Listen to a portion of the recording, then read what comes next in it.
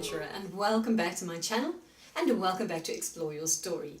If this is your first time here, hello, I am Gill D'achada and I post videos up on my YouTube channel at least every Monday and sometimes more often than that as well. At the moment we are following a series called Explore Your Story, which is based on the book that I wrote, which is my autobiographical account of my experiences with Jesus and with going to heaven. And it's called Brighter Than the Noonday Sun, and this whole series of Explore Your Story is based on my story, and then it gives you an opportunity to explore your story with God as well. And the whole idea is that there would be some counterpoints and some places where those stories intersect. So I would also love to hear your story. Today it's video number 14, if you can believe it. We have already had 13 other adventures together, and I can't quite believe it, and there's still so much more to go. Today's video is titled, I Didn't Know I Was Disobeying God, and perhaps some of you have had that experience as well. And I'm just going to refer you back to that part of my book that talks about a moment when I really didn't know that I was disobeying God, and how that turned out for me. Not very well. As always, there's a corresponding blog post that goes along with this video, so you can go and check that out on my blog. I will put the link to my blog in the description box below this video. If you haven't yet subscribed to my YouTube channel or to my blog, please go ahead and do that. And also give this video a thumbs up if you like it. And the reason why I ask you to do this is because it makes a huge difference onto YouTube on how they actually treat me as a YouTuber, depending on how many views, likes and subscriptions and so on that I get. So I'd appreciate you giving me a bit of support there. I actually want to read that part of my story to you, the part about how I didn't know that I was disobeying God. It all starts in chapter 8, where I discovered that my parents are planning to leave Hout Bay and to leave Bishopsford and to move to Sea Point. And I'm so devastated, and I go to the Lord with this awful news, and he says to me, I read here, the news sent me straight down to the river and into the comforting ambience of my heavenly home. God helped me to come to terms with the move by informing me one day that I was not, as I now thought, alone in this world. There are others like you, he said. They are called Christians, and you will find them in the church. And the church, he said, I would find in Sea Point. He instructed me to go and look for a church as soon as we moved from Hout Bay to Sea Point. If there were any churches in Hout Bay at that time, I didn't know about them. That's because Hout Bay was just farms and horses and a harbour and a smelly fish factory in those days. Right, let's just fast forward a little bit. Actually get the move to Sea Point, and I go along and have lovely Shabbat supper with my Jewish friends, and I realize that these are people who know something of God. I can see clearly they don't really know God himself, but they do have the things of God in their lives. And suddenly I remember something. The mother of my friend said, well, if Gillian was here every Friday night, we might actually start getting something out of our Shabbat time. And I said that the food was good too, as I bit into the delicious dumpling that I finally succeeded in fishing out of my salty thin soup. I was thinking how unfair it was that I hadn't been born Jewish, when I suddenly remembered, when you get to Sea Point, you must find a church. How could I have forgotten such a clear instruction? Especially when it had been repeated to me night after night. For night after night, guys, night after night. God had said to me, when you get to Sea Point, don't forget, you need to go and find a church. When you get to Sea Point, don't forget, you need to go and find a church. That's where the people like you are. You need to go there and find a church. Then we move on to chapter 9, where I describe now my search for a church. It was holiday time, and I determined to begin my search for a church without delay.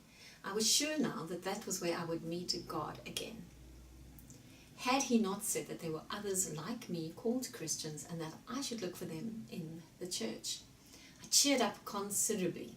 God had not abandoned me. He had made provision for me to meet with him, even in Sea Point, and that provision was called the church. It was a still and sunny day in Sea Point, the day I decided to go in search of a church. The Atlantic Ocean sparkled beneath my feet as I skipped down the hill to the main road.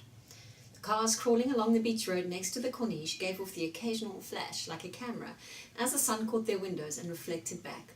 For the first time since we'd moved to Sea Point, I was hopeful, happy even. I reached the main road and turned left. I had an idea of where I was headed. I'd seen the stone building on the main road out of the car window as we'd driven past before, and upon asking had been told that this was a church. When I got there, I wandered through the only door that was open and found myself in a reception area of sorts where a very pleasant elderly lady greeted me. I liked her immediately. I explained to her that I had previously lived in Hout Bay and that we recently moved to Sea Point, and that I believed there were many people here who believed in God. They were called Christians and gathered in church. I asked her if this was a church, and she confirmed to me that it was indeed a church. I asked if I could come along, and she said I was welcome.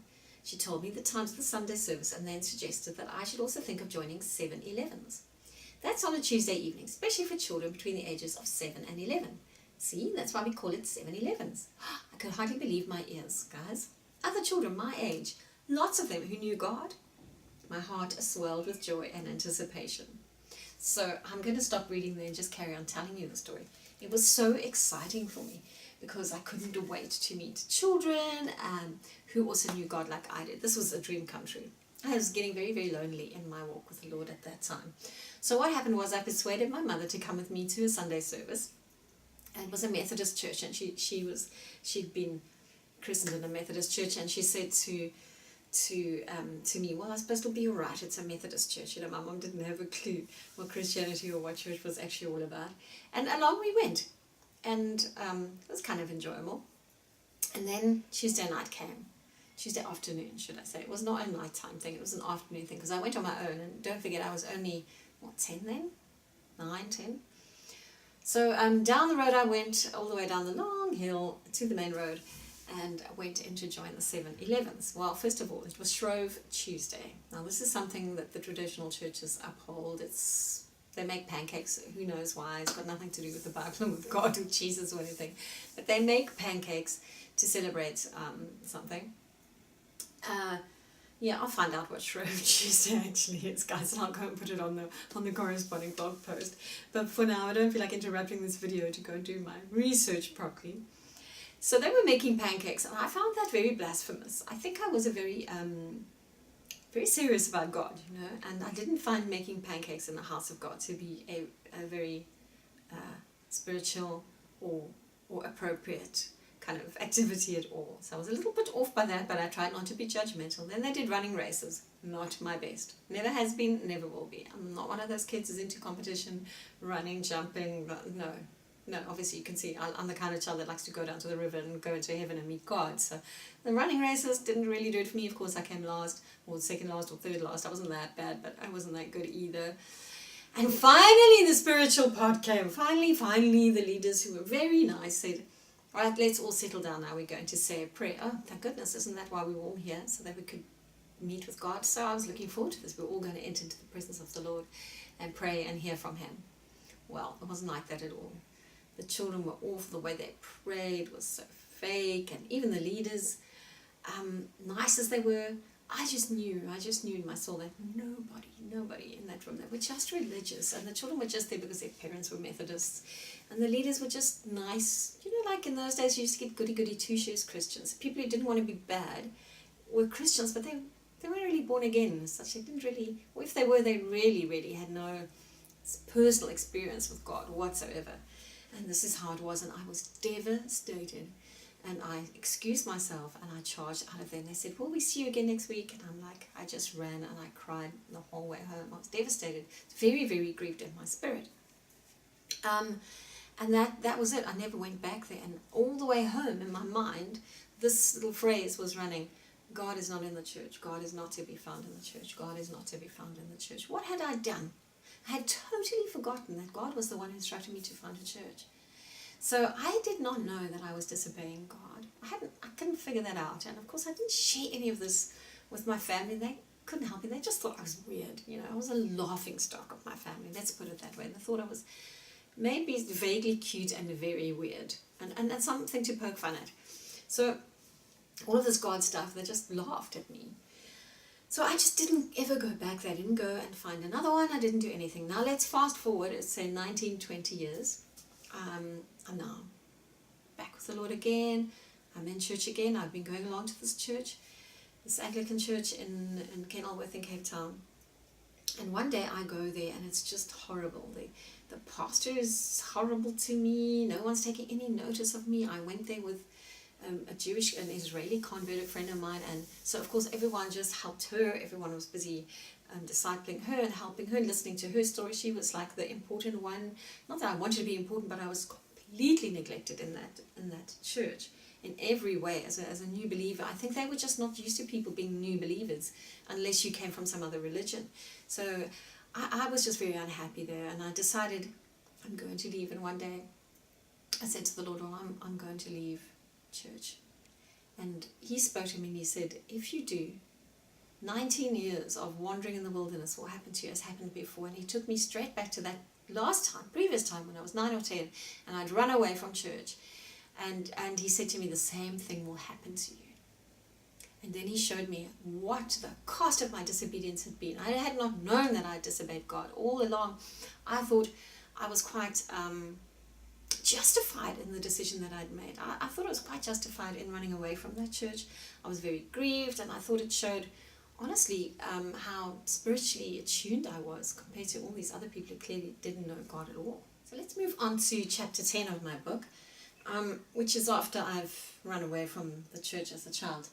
The closest I could get to God after that was when I locked myself in my room on a Sunday morning and listened to From the Bell Tower on the radio. Praise him, praise him, praise him, praise him, praise the everlasting God. That was the theme song of From the Bell Tower. But members of my family kept knocking on the door because I shared my bedroom with my 2 sisters, and I was finding it harder and harder to remember heaven as each week went by. And then the day came that I forgot completely. I can't say when that was because it's impossible to remember forgetting. And that's what happened to me as a result of my disobedience to God and as a result of running away from the church and not listening to him and thinking that I knew better, or thinking that my feelings meant that I could disobey God.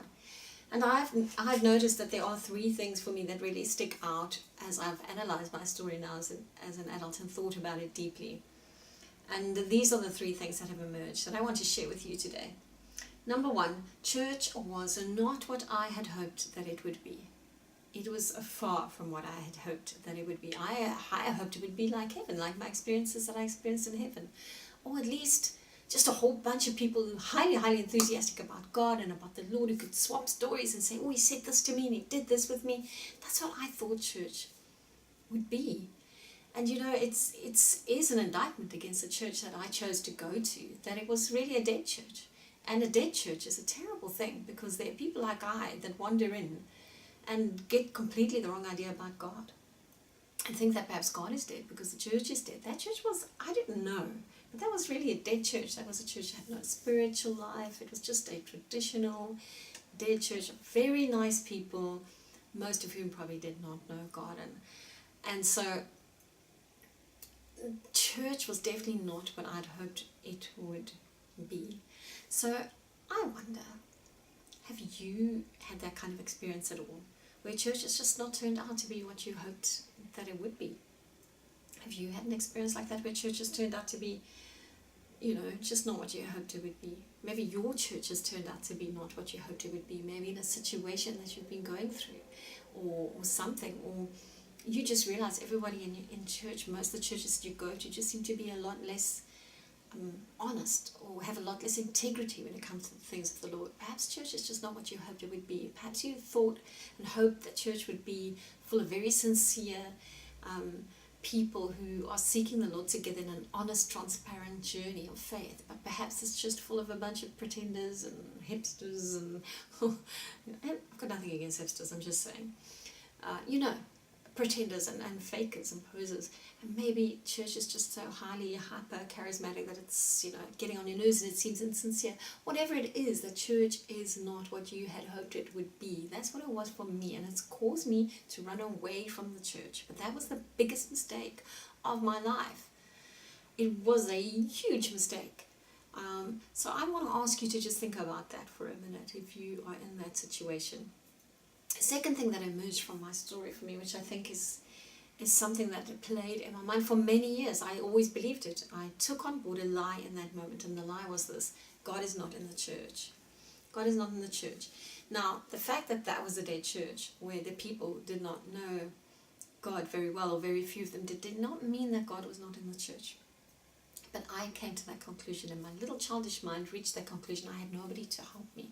So I want to ask you this: have you perhaps hit that kind of a wall in your spiritual life, in your Christian life, where you say, well, God's not in the church. I go to church, I don't feel God, I don't experience God, I don't see people. No, I've discovered that there are very, very few churches where God is not. Very few. I've been in Notre Dame, in Paris, felt God there. I've been in Coptic churches in Johannesburg and in Egypt, and I've experienced God there, and really we carry God. So if God is not somewhere, it's because God's not in here. So I think that if you are saying God's not in the church, then maybe there's a little problem here that you need to go and have a look at, right? And then the third thing that really emerged for me in my story as I looked at it again was that I made my own alternative. And I think many people are doing that today. Many people are saying, church is not what I hoped it would be, church isn't shaping up, it isn't measuring up, God's not in the church.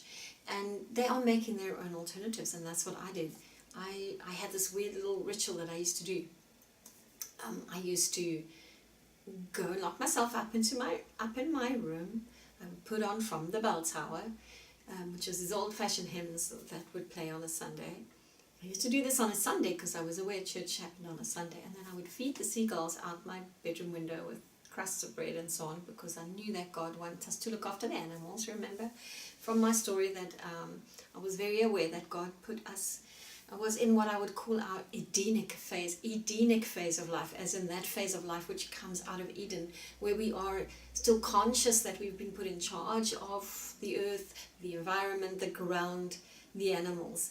And I still had very much that caring pastoral heart towards the animals. And so I fed the seagulls. Of course, they went crazy, you can imagine, flying all around outside our apartment on the fifth floor. And I made my own alternative, and it really didn't work at all. So guys, I just thought I'd share those three things with you this week. Next week I'm going to pick up on more about what I later discovered that the church actually means to the Lord, what the church actually means to Jesus, what the church actually is to him, and why he was so insistent that I should be in church and be a part of it, and why he will never let you off the church hook either. And next week we'll explore a little bit more about, well, what is church then? What is church? And if is what I'm part of, can that be defined as church? Is it okay where I'm at? But I do just want to speak to you who are not in church at all and who call yourself Christians. And I want to say that there's a big problem there, and I think you know it. If you are not in church and you call yourself a Christian, there's an issue between you and God. Now, either the issue is he's disappointed you and you don't want to admit it, or you're in sin and you don't want to stop it. But there's an issue between you and God because you're not in church and you're a Christian. No, it doesn't make any sense. So my friend, if that's you, sort out that issue. If it's a sin issue, deal with it. If it's God has disappointed you, you go to him. He wants to know about it. He knows anyway how you're feeling. By the way, he knows about your sin too. So just go to him with it. Go to him with it. Maybe it's something you don't want to give up. If it's a sinful thing, how can that ever be for your ultimate benefit? Can it be? Don't you trust God enough to know that he would never lead you into something that wouldn't be for your benefit?